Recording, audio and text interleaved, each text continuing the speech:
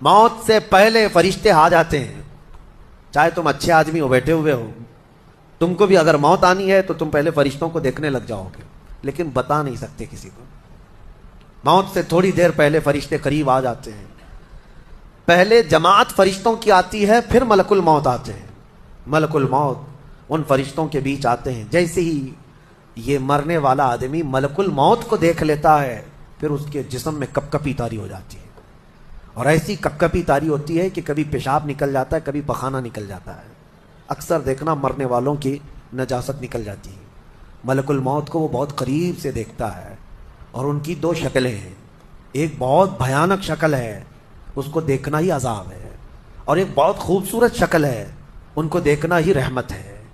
وہ نیک بندوں کی روح نکالنے کے لیے جب جاتے ہیں تو خوبصورت شکل میں جاتے ہیں, اور جب گنہگاروں کی روح نکالنے جاتے ہیں تو بھیانک شکل میں جاتے ہیں.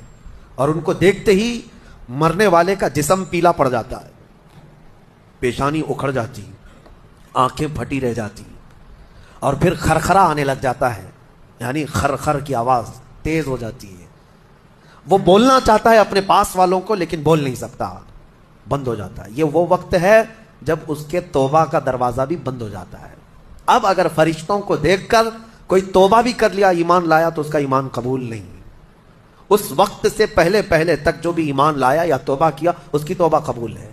لیکن موت کا خرخرا آ گیا اور فرشتوں کو دیکھ لیا, اس کے بعد بہت سارے کافر بھی پکاریں گے کہ ہم ایمان لاتے ہیں اللہ پر, نہیں, اب ایمان قبول نہیں ہوگا. موت اتنی آسانی سے نہیں آتی, اس کا پروسیس ہے.